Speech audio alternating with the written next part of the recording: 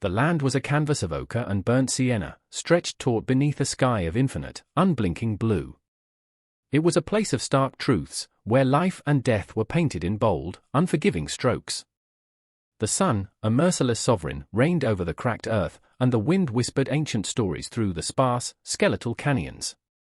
It was in this formidable theatre that a young woman named Anaba moved, not as a conqueror, but as a part of the landscape itself. She was a paradox, a living bridge between two worlds that refused to meet. From her father, Chief Kale of the Ashiwi people, she had inherited the sharp, knowing eyes that could read the subtle language of the earth, and skin the color of rich copper. From her mother, a settler woman taken by fever years ago, she wore a simple, tarnished silver armband on her left wrist, a silent testament to a love that had defied borders. This duality marked her as an outsider among her own kin. She was a whisper of a world they feared, a reminder of the encroachment of the new ones. Her heart, however, beat with the steady, resilient rhythm of the Ashiwi. She was navigating a narrow gorge, her moccasins making no sound on the stone, when a cry, thin and desperate, sliced through the profound silence. It was a human sound, raw with terror, and it came from the treacherous mudflats to the east, a place the elders called the Sunken Moor, where the earth could swallow a man whole. Caution was the law of this land, but compassion was the law of her heart. She broke into a run, her black hair a silken banner streaming behind her, the silver armband catching the brutal sunlight. What she was running toward, she could not know, but it was a decision that would forever alter the destiny of the unforgiving land she called home. She found him sunk to his chest in the glistening, greedy earth.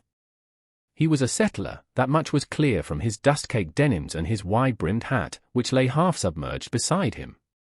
He was a large man, not just tall but broad, with a powerful chest and shoulders that spoke of a life of hard labor, a constitution that the Ashiwi might have described as too sturdy, or that his own people might have called chubby. It was this very solidity that now worked against him, his weight causing him to sink faster into the quicksand's inexorable embrace. Panic was a wild animal in his eyes, and he flailed uselessly, his movements only serving to drag him deeper. Anaba stopped at the edge of the stable ground, her presence a sudden, calm intrusion into his frantic struggle. He saw her, and a flicker of something new crossed his face, not hope, but a bewildered resignation. He likely expected her to watch him perish, another casualty of a land that did not want him. Instead, she spoke, her voice steady and clear, carrying over the sucking sounds of the mud. "Do not fight it," she commanded, the formal cadence of her people lending her words an authority that belied her years. "The moor grows hungry when you struggle," he froze, his blue eyes locking onto her. She began to work with practiced efficiency, uncoiling the long leather rope from her shoulder.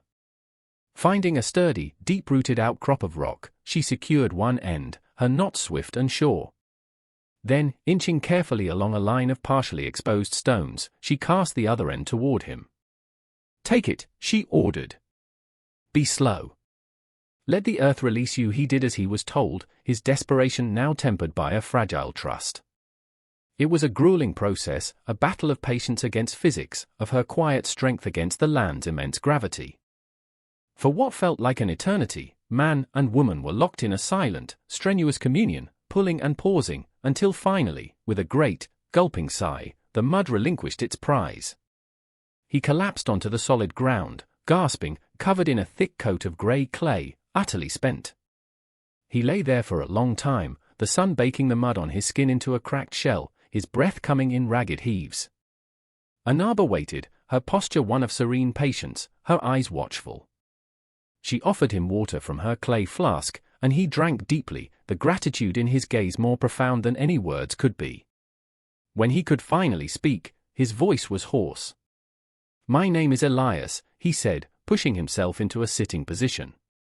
"You saved my life." "I am in your debt." Anaba simply nodded, accepting his statement as a fact, not a compliment.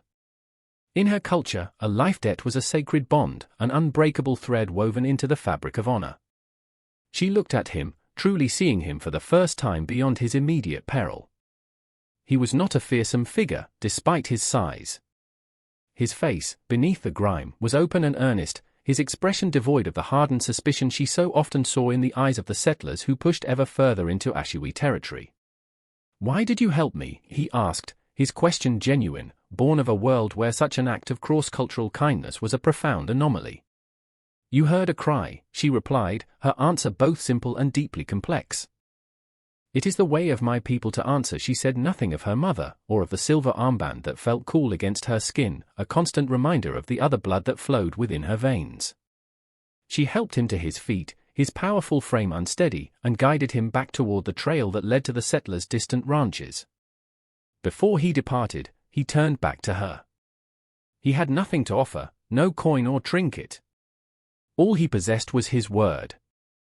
"I will repay this," he vowed, his voice ringing with a solemnity that resonated in the vast, empty air. "I swear it on my name. You will see me again." He mounted his horse, which had been tethered safely away from the moor, and rode away.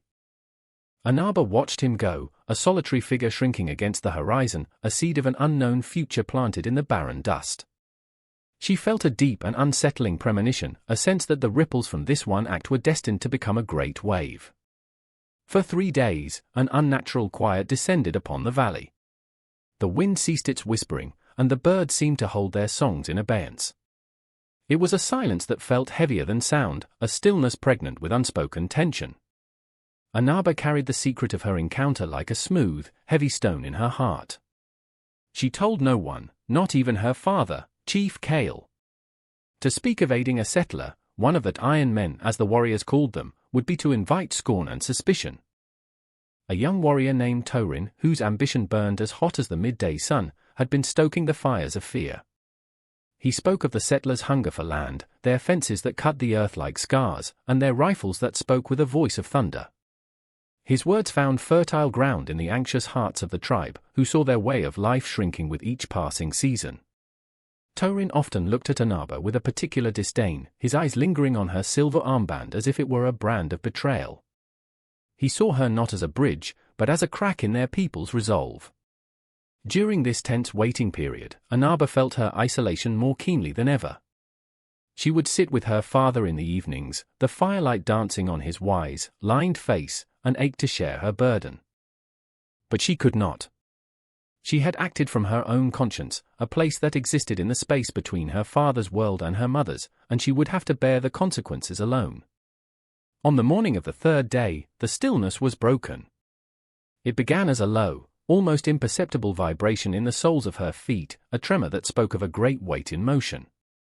Then came the sound, a distant, rhythmic drumming that was not thunder. A lookout's cry rang out from the high mesa, sharp with alarm. A dust cloud, vast and menacing, was rising from the west, a roiling brown plume against the pristine blue sky. It was moving toward their village, and it was moving fast. The village erupted into a controlled chaos. Warriors, their faces set in grim lines, grabbed bows and lances. The air, once silent, now filled with the sharp cries of command and the worried murmurs of women gathering their children. Torin was at the forefront, his voice loud and clear, a clarion call for battle. "It is the Iron Men," he shouted, his eyes blazing with a mixture of fear and ferocious excitement. "They come to wipe us from the land. We must meet their iron with our spirit."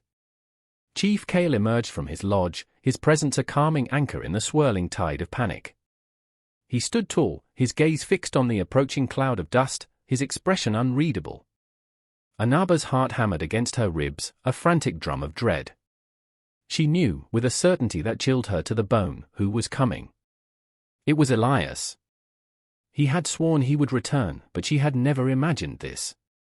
An army. Had his vow of repayment been a lie, a cruel deception to learn the way to their hidden village? Was his earnest gratitude merely a mask for a conqueror's ambition? The questions tore at her, her hope battling with a rising tide of despair. The dust cloud grew, resolving itself into distinct shapes. Horses and men, a multitude of them, their forms shimmering in the heat haze. 100, the lookout called down. 100 armed men. The number settled over the village like a death shroud. They were hopelessly outnumbered. Torin and a score of warriors formed a defensive line at the edge of the village, their bodies painted with the symbols of war, ready to die for their homes. Anaba looked from their defiant, desperate faces to her father's somber profile. His wisdom was a powerful force, but it could not stop bullets. In that moment, a terrible choice presented itself to her. She could stand with her people, fight, and perish. Or she could do the unthinkable. She could walk toward the approaching army, armed with nothing but a memory of an honest look in a desperate man's eyes. Her decision was not born of logic, but of a desperate, flickering faith. She remembered the solemnity in Elias's voice, the complete absence of guile in his eyes as he swore his oath. It was a fool's hope, perhaps, but it was the only hope she had. While Torin rallied the warriors for a final stand, Anaba turned and walked back to her family's lodge. She ignored the confused and angry stares. Inside, she stood for a moment in the cool dimness, her hand instinctively going to the carved hawk pendant that hung around her neck, a gift from her father symbolizing clarity of vision. Her fingers then brushed against the cold, smooth surface of the silver armband from her mother.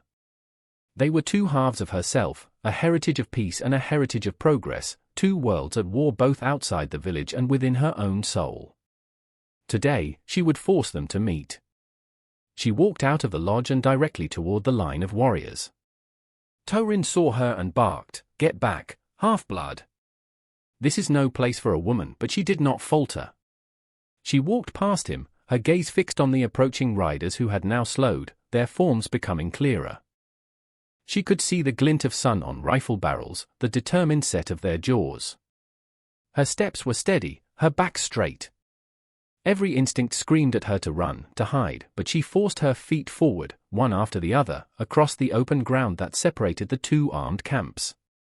She was a solitary, small figure in a vast, tense landscape, a fragile bridge being extended over a chasm of imminent violence.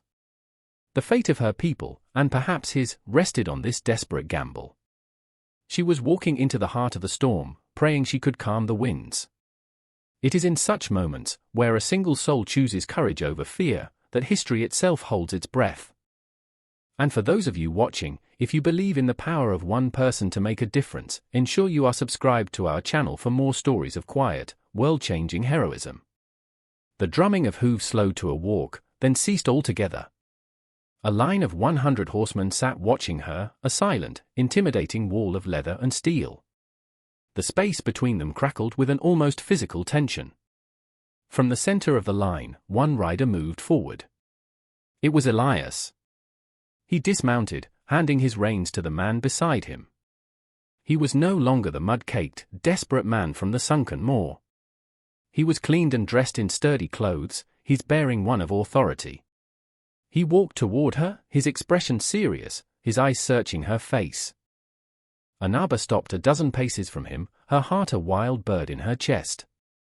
She stood her ground, her chin held high, the silver armband on one arm and the symbols of her tribe on her buckskin dress creating a portrait of deliberate duality. The silence stretched, thin and fragile. Behind her, she could feel the burning eyes of Torin and the warriors. Ahead, the cold, wary stares of 100 armed men. Finally, Elias spoke, his voice carrying clearly in the still air. "I told you I would repay my debt," he said, his tone formal and resonant. It was not the greeting of an invader. "I have returned to honor my word." He gestured behind him, and several men dismounted, leading pack mules laden with heavy bundles.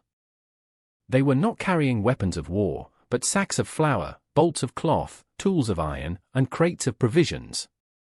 "A man's honor is his most valuable possession," Elias continued, his gaze unwavering. "You saved my life. Such a debt cannot be repaid with a few trinkets. It must be witnessed. I have brought my entire ranching outfit, every man who works for me, not as an army, but as witnesses to my gratitude. They are here to see me honor the woman who showed me mercy when she could have left me to die." He had brought 100 armed men not as a threat, but as a testament. The sheer scale of his gesture was meant to convey the depth of his sincerity. It was a catastrophic, almost fatal misunderstanding, born from two cultures with vastly different ways of expressing honor and intent. Torin and the other warriors watched, their faces a mixture of disbelief and deep-seated suspicion. "It is a trick!" Torin's voice was a harsh rasp, filled with a venomous certainty. "They show us gifts with one hand, while the other holds a rifle. They mean to lull us into complacency and then strike. His fear was a poison, spreading quickly among the others who had been raised on tales of the settlers' treachery. They saw not a gesture of profound respect, but a Trojan horse, a clever ruse before the inevitable slaughter. The warriors gripped their weapons tighter, their knuckles white. The settlers, in turn, saw the Ashiwi's reaction not as fear, but as aggression. They shifted in their saddles, their hands moving instinctively closer to their own weapons. The fragile piece, just moments old, was already beginning to fracture. Anaba saw the chasm of misunderstanding widening with every passing second, threatening to swallow them all. She knew she was the only one who could bridge it. She turned, her back to Elias, and faced her own people. She looked directly at Torin, her gaze unflinching. "Your eyes see only the past, Torin," she said, her voice ringing with a newfound power. "You are so blinded by old fears that you cannot see the truth standing before you." She raised her left arm, the silver armband gleaming. "This is the world you fear." Then she touched the hawk pendant at her throat. "And this is the world you know. I am of both. I tell you now, the man behind me speaks with an honest heart. His actions are clumsy, and his ways are not our ways, but his intent is honor." She then turned back to face Elias, her expression softening.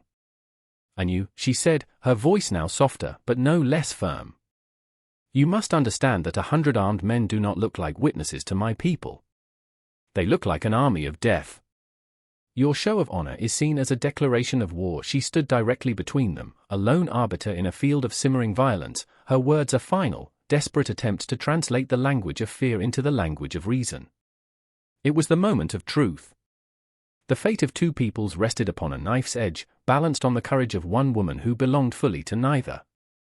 Chief Kale had been watching silently from the edge of the village, his ancient eyes absorbing every word, every gesture. He had seen the fear in Torin's face and the sincerity in the stranger's. But most of all, he had seen the astonishing strength in his daughter.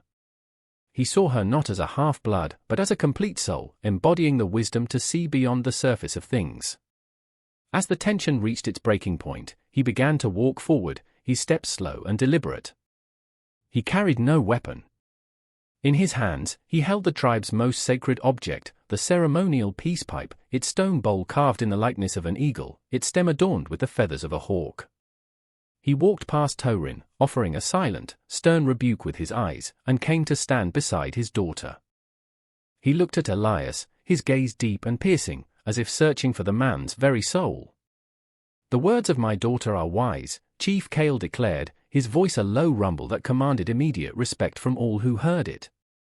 "Fear has built a wall between our peoples. Today, we have a chance to tear it down." He turned to Elias and extended the pipe. "Your gesture, though frightening in its form, was born of honor. We will receive it in the spirit it was intended. But gifts of flour and iron cannot build a lasting peace. Trust is built not with goods, but with understanding." Elias looked from the chief to the sacred pipe, his expression one of awe and dawning comprehension. He recognized the profound significance of the offer. He slowly, deliberately, unbuckled his gun belt and let it fall to the dust with a soft thud. He then gestured for his men to lower their rifles. One by one, with murmurs of surprise and relief, they did so. He had come to repay a debt and, in doing so, had been offered a chance to build a future. The air, once thick with the promise of violence, slowly began to clear. Chief Kale lit the pipe, the fragrant smoke of sacred herbs rising in a thin, prayerful column into the vast blue sky. He took a puff, then offered it to Elias. The settler leader accepted it with a steady hand, his face a mask of solemn respect.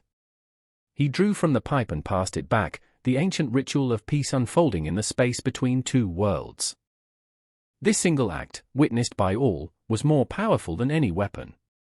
It was a promise, a treaty, a bridge built of smoke and breath and shared humanity. Torin and his followers watched, their aggression slowly dissolving into a grudging, confused silence. They could not fight a man who had laid down his arms and accepted the pipe of peace. The crisis had passed. The release of tension was palpable, like a great collective exhale. The gifts were brought forward and accepted, not as payment, but as the first exchange in a new relationship. Anaba stood beside her father, her heart filled with a profound and aching relief. The heavy stone of her secret had been transformed into the cornerstone of a new era. She was no longer an outsider caught between two worlds. In that moment, by choosing to trust and by daring to speak, she had become the architect of a shared future. She had not just saved a man from the sunken earth, she had saved two peoples from the quicksand of their own hatred and fear. A single act of kindness had returned not as a wave of destruction, but as a tide of hope, reminding us that the courage to understand is the most powerful force on earth. And as we reflect on this powerful conclusion, we invite you to tell us where you're watching from in the world. It is a joy to know that these stories of unity and courage are reaching so many corners of the globe. Thank you for being a part of our community, and for supporting Tales That Matter.